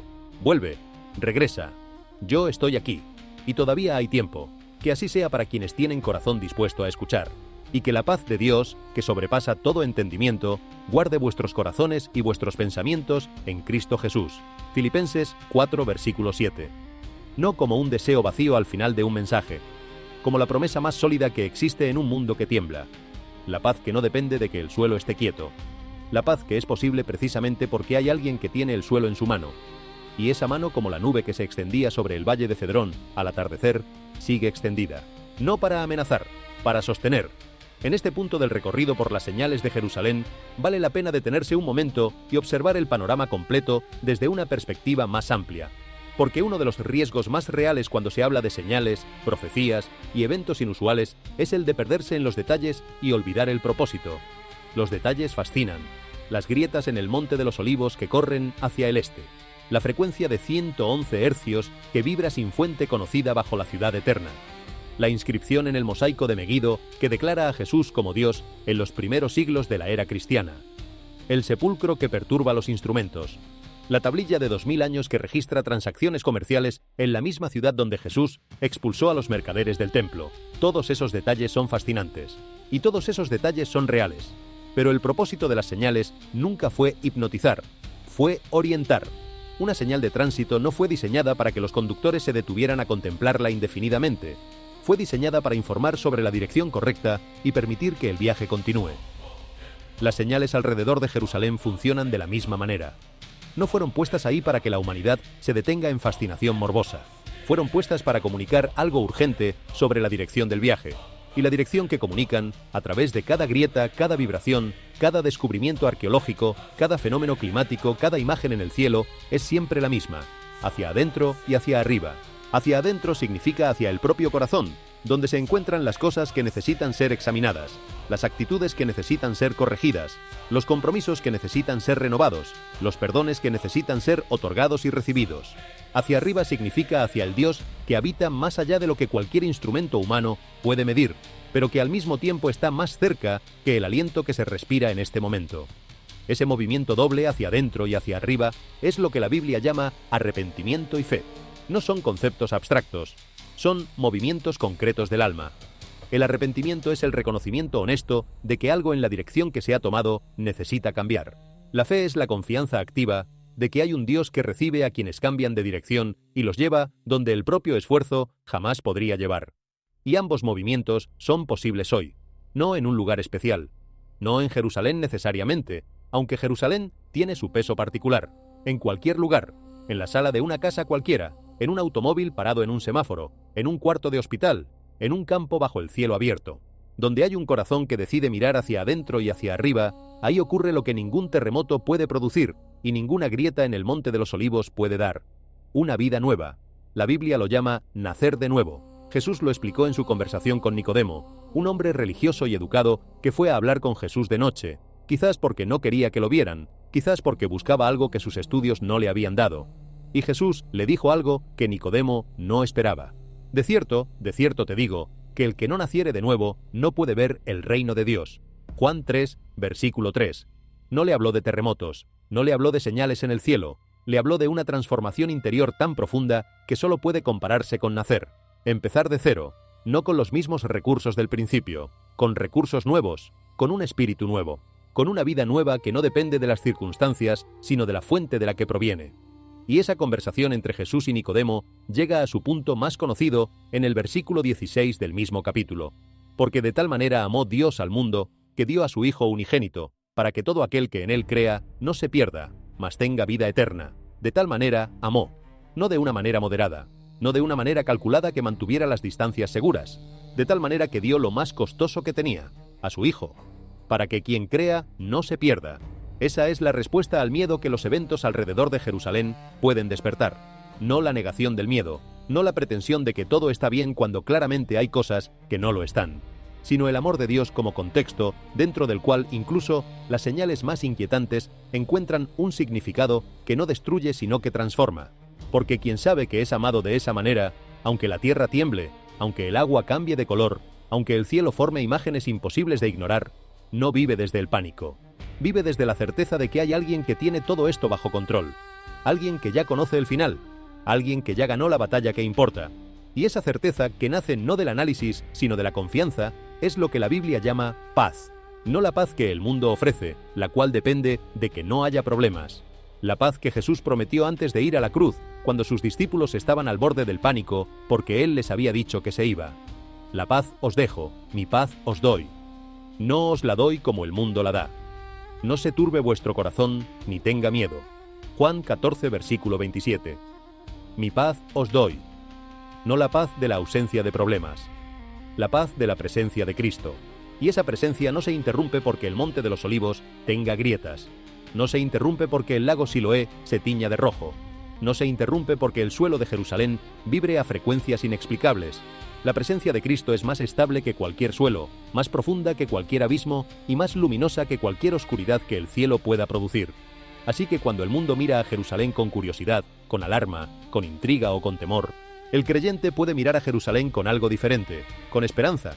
No la esperanza ingenua de quien no conoce los problemas, la esperanza madura de quien conoce los problemas y conoce también al que tiene el poder de resolverlos. La esperanza que describe Pablo en Romanos 5, versículos 3 al 5. No solo esto, sino que también nos gloriamos en los sufrimientos, sabiendo que el sufrimiento produce paciencia. La paciencia, carácter probado. El carácter probado, esperanza. Y la esperanza no avergüenza, porque el amor de Dios ha sido derramado en nuestros corazones por el Espíritu Santo que nos fue dado. El amor de Dios derramado en el corazón. Esa es la señal más importante de todas, más importante que las grietas en la montaña, más importante que el agua que cambia de color, más importante que la inscripción en el mosaico, más importante que el sonido del shofar sin sacerdote que lo toque, el amor de Dios derramado en el corazón por el Espíritu Santo. Eso es lo que hace que una vida sea capaz de mantenerse en pie cuando todo lo demás tiembla. no la información, no el análisis, no el conocimiento profético, el amor. Y ese amor está disponible, no para los que han llegado al nivel espiritual correcto, no para los que tienen el currículum teológico adecuado, para todo aquel que en él crea. La condición más democrática que existe. No requiere raza, ni educación, ni historial perfecto, ni tradición religiosa específica. Requiere creer, confiar, abrir la mano y recibir lo que no puede producirse con el propio esfuerzo, pero que puede recibirse como el regalo más extraordinario que la eternidad tiene para ofrecer. Eso es lo que las señales de Jerusalén apuntan a decir, si se las escucha con el corazón correcto. No vengan a temerme, vengan a conocerme, no vengan a calcular el fin, vengan a recibir la vida, no vengan a especular sobre las grietas del monte, vengan a ser edificados sobre la roca que ningún terremoto puede mover. Y con esa invitación abierta, con esa promesa todavía vigente, con ese amor todavía disponible para todo aquel que quiera recibirlo, la historia de Jerusalén y sus señales llega al único destino que le hace justicia. No a la conclusión de que el fin está cerca, aunque puede estarlo, no a la conclusión de que las señales confirman tal o cual interpretación profética, aunque la Biblia la señala con claridad, sino a la invitación, la más antigua, la más urgente, la más necesaria de todas. Busca al Señor mientras puede ser hallado. Llámalo mientras está cercano. Isaías 55, versículo 6. Y si hoy estás escuchando esto, sea desde donde estés, sea con el corazón que tienes en este momento, con sus dudas, con sus preguntas, con su cansancio o con su curiosidad, esa cercanía es real. La posibilidad de hallarlo no ha expirado. Porque mientras las señales de Jerusalén siguen siendo examinadas, mientras los arqueólogos siguen excavando y los sismógrafos siguen midiendo, el Señor de Jerusalén sigue siendo el mismo que fue, el mismo que es, el mismo que ha de venir. Y su oferta no ha cambiado. Venid a mí todos los que estáis trabajados y cargados, y yo os haré descansar. Mateo 11, versículo 28. Ese descanso no es la ausencia de problemas, es la presencia de quien puede cargar lo que el ser humano solo no puede cargar.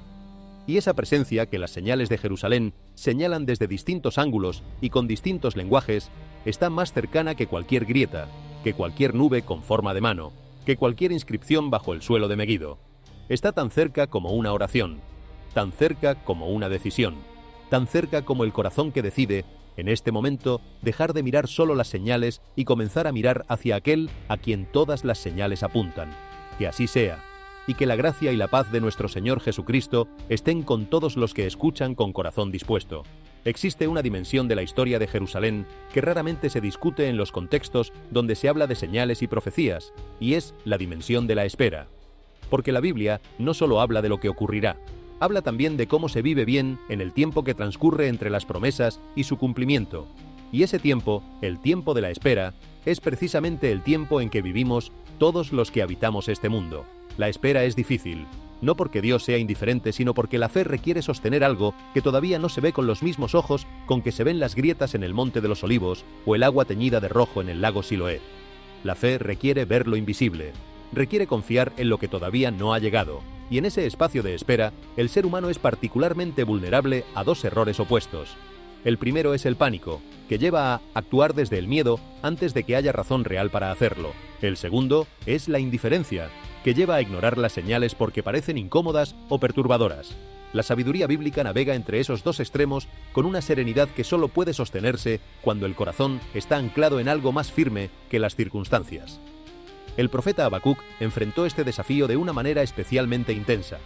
Vivió en un tiempo en que el mal prosperaba, la injusticia parecía ganar y Dios parecía silencioso. Y su queja fue directa y sin adornos. ¿Hasta cuándo, oh Señor, clamaré y no escucharás? Gritaré a ti a causa de la violencia, y no salvarás. Habacuc 1, versículo 2. No es una oración decorosa, es la angustia de alguien que ha esperado mucho y no entiende por qué las cosas siguen como están.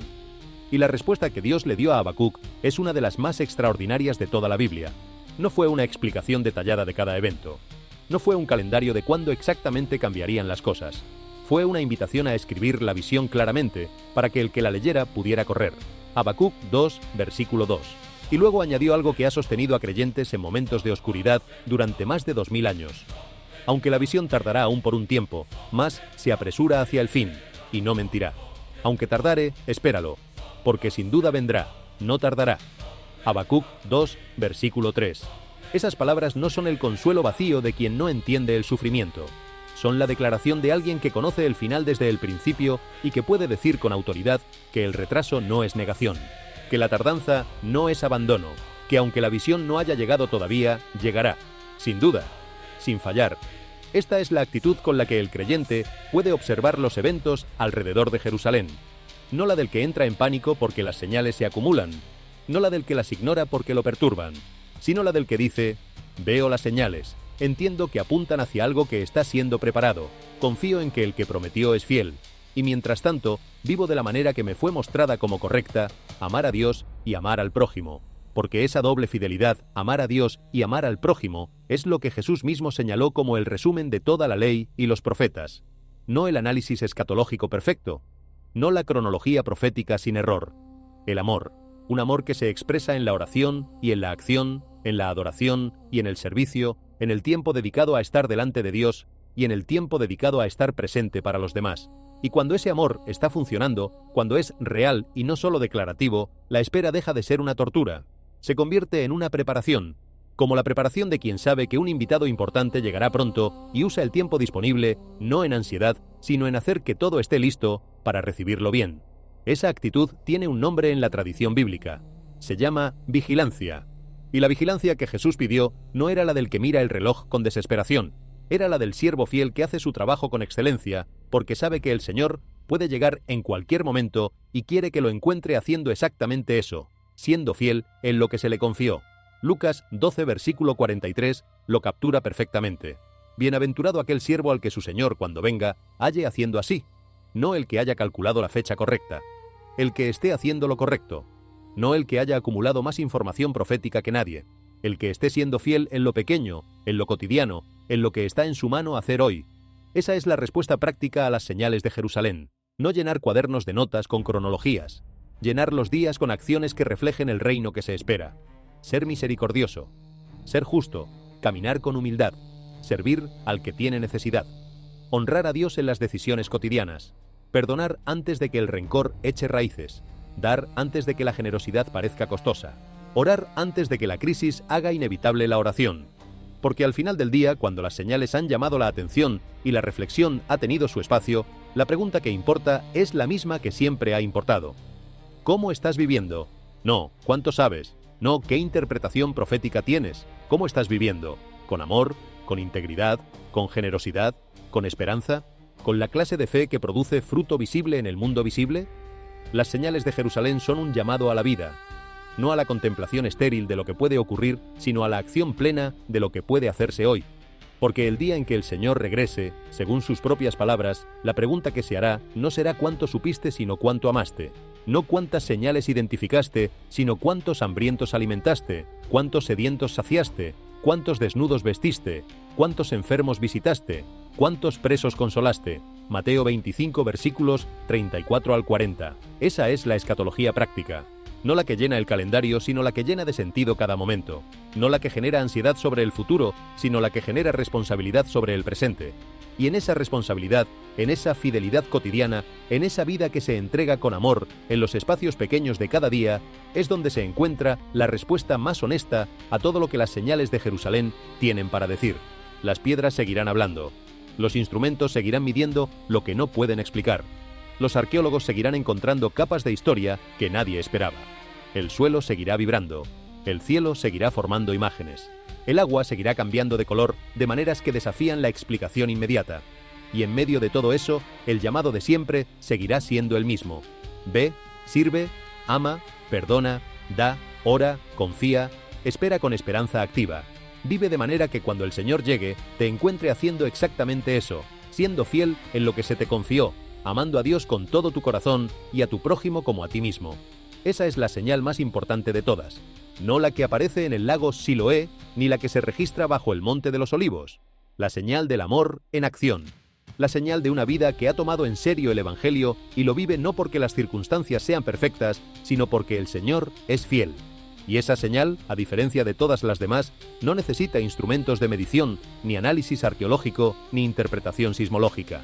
Solo necesita ojos dispuestos a verla y corazones dispuestos a producirla. Que así sea en la vida de quienes escuchan. Que las señales de Jerusalén no queden en curiosidad, sino en conversión. No en información, sino en transformación.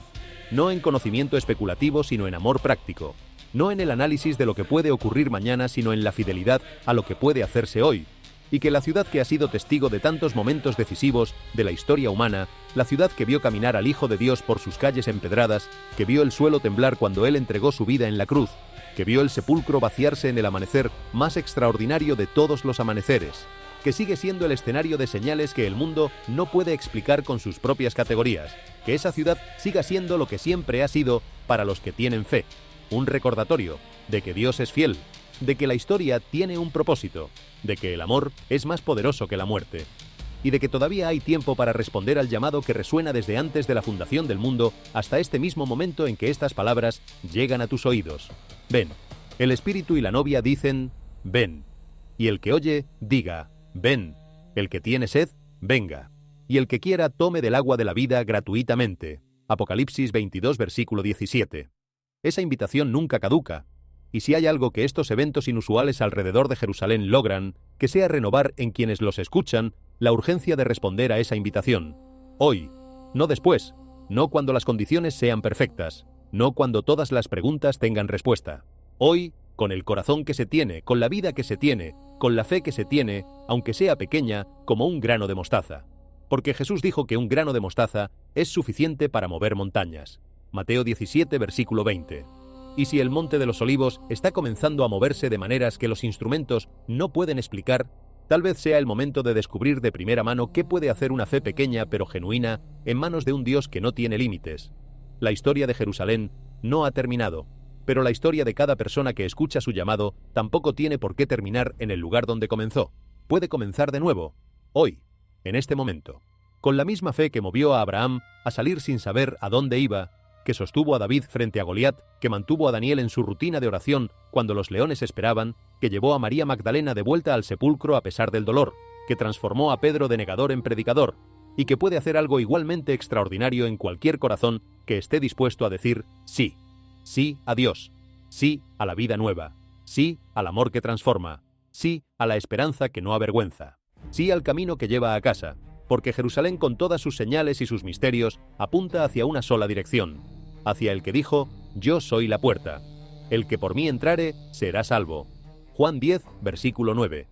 Y esa puerta sigue abierta, ahora mismo, para todo aquel que quiera entrar. Entra, y comienza a vivir la vida que ninguna señal en el cielo ni en la tierra puede dar, pero que el amor de Dios entrega gratuitamente a quien lo recibe. La vida eterna, la vida verdadera, la vida que empieza hoy y no tiene fin. Amén. Pero el relato de las señales alrededor de Jerusalén no se agota en los eventos que ya hemos descrito. Hay dimensiones de esta historia que requieren ser exploradas con mayor profundidad, porque la Biblia misma dedica capítulos enteros, libros enteros, a describir la naturaleza del tiempo en que vivimos y el tipo de respuesta que ese tiempo exige. Y esa exploración comienza con una pregunta que muy pocos se atreven a hacer con honestidad. ¿Por qué Dios permite que las señales sean ambiguas? ¿Por qué no son más claras, más definitivas, más imposibles de ignorar o de malinterpretar? La respuesta que las Escrituras sugieren es profunda y un poco incómoda para quien prefiere certezas sencillas. Dios no diseñó las señales para eliminar la necesidad de la fe, las diseñó para estimularla. Una señal que dejara absolutamente ningún margen para la duda no requeriría fe, requeriría simplemente reconocimiento. Y el reconocimiento por sí solo no transforma el corazón, solo la fe lo hace.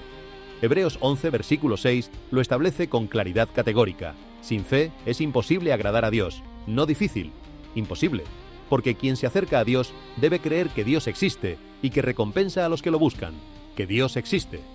No es una certeza garantizada por la observación de todos los datos disponibles. Es una convicción que nace cuando el corazón, confrontado con evidencias que no puede ignorar del todo, decide dar el paso que la razón sola no puede dar. El paso de la confianza, el paso de la rendición, el paso de decir, no lo entiendo todo, no tengo todas las respuestas, pero creo. Creo en el Dios que habló en el pasado, que prometió en las Escrituras y que actúa en el presente de maneras que mis categorías no siempre pueden contener. Y esa fe, cuando es genuina, cambia todo. Cambia la manera en que se observan las señales. En lugar de producir pánico o indiferencia, produce discernimiento. El creyente que camina en fe no necesita que cada señal sea un milagro indiscutible. Puede ver una grieta en el Monte de los Olivos y decir, esto es coherente con lo que la Escritura describe. No lo prueba definitivamente, pero sí me recuerda que vivimos en un tiempo que exige atención. Y esa atención, en lugar de paralizarme con el miedo, me motiva a vivir con mayor intención, mayor amor, mayor generosidad, mayor fidelidad en lo pequeño. Esta actitud tiene un nombre en la tradición teológica. Se llama esperanza escatológica. Y es diferente tanto del pesimismo catastrofista que ve cada evento como señal del fin inmediato, como del optimismo superficial que descarta toda señal porque resulta incómoda. La esperanza escatológica ve el mundo con claridad, sin negación y sin exageración, y lo coloca dentro del marco de un propósito divino que va más allá de lo que el presente puede mostrar. El apóstol Pablo describe esta esperanza en segunda carta a los Corintios, capítulo 4, versículos 17 y 18. Porque esta leve tribulación momentánea produce en nosotros un cada vez más excelente y eterno peso de gloria, no mirando nosotros las cosas que se ven, sino las que no se ven, porque las cosas que se ven son temporales, pero las que no se ven son eternas. Leve tribulación momentánea. Las palabras parecen casi irónicas viniendo de alguien que fue azotado, apedreado, naufragado y encarcelado repetidamente. Pero Pablo no las escribió desde la ignorancia del sufrimiento. Las escribió desde el otro lado de haberlo experimentado de maneras que pocos en la historia han conocido. Y lo que vio desde ese otro lado fue que el peso del sufrimiento presente no tiene la última palabra. El peso de la gloria que viene es incomparablemente mayor. Eso es lo que permite al creyente observar las señales de Jerusalén sin ser aplastado por ellas. No la negación de que sean señales, no la pretensión de que el mundo está bien cuando claramente hay cosas que no lo están, sino la perspectiva que las sitúa dentro de un contexto mayor. El contexto del propósito eterno de Dios, que no está siendo interrumpido por los eventos presentes, sino desplegado a través de ellos. Esta perspectiva también cambia la manera en que el creyente se relaciona con quienes no comparten su fe, porque uno de los mayores peligros en los tiempos de señales y advertencias es el de volverse elitista espiritualmente, de creer que quien entiende las señales está automáticamente en una posición superior a quien no las entiende. Esa actitud va en contra del espíritu del Evangelio. Jesús no vino a crear una élite espiritual de personas que tienen acceso a información privilegiada. Vino a ser el Salvador de todos los que crean. Juan 3, versículo 16 dice, todo aquel. No una categoría seleccionada. Todo aquel. Entonces, cuando el creyente observa las señales de Jerusalén, su primera respuesta no debería ser la satisfacción de quien siente que tiene razón. Debería ser la compasión de quien sabe que hay muchas personas que no tienen el contexto para interpretar lo que están viendo y que necesitan tanto la señal como el significado que detrás de ella se esconde. La vocación del creyente en tiempos de señales no es solo observar, sino comunicar, no solo entender, sino compartir, no solo recibir la advertencia, sino convertirse en puente para que la advertencia llegue a quienes todavía no la han escuchado. Eso es lo que hicieron los profetas. Amós no guardó para sí la visión que recibió sobre el terremoto que vendría. La proclamó. Jeremías no cayó el mensaje que Dios le dio, aunque el precio de decirlo fue altísimo. Juan el Bautista no administró con discreción su llamado a la gente a arrepentirse. Lo gritó desde el desierto. No con crueldad ni con afán de aterrorizar, sino con la urgencia de quien sabe que el tiempo es finito y que hay personas que necesitan escuchar antes de que sea demasiado tarde. Y Jesús mismo, cuando describió las señales de los últimos tiempos en Mateo 24, no terminó la conversación con una lista de eventos, la terminó con una parábola sobre un siervo fiel y uno infiel, mostrando que lo que importa no es cuánto se sabe sobre lo que viene, sino cómo se actúa mientras se espera que llegue. El siervo fiel no fue el que tuvo mejor información, fue el que hizo bien su trabajo cuando nadie lo vigilaba, el que cuidó lo que se le confió, el que se mantuvo fiel en lo cotidiano. Esa fidelidad en lo cotidiano es la respuesta más poderosa que cualquier creyente puede dar a las señales de Jerusalén, más poderosa que el análisis más preciso, más poderosa que la cronología profética más detallada, más poderosa que el conocimiento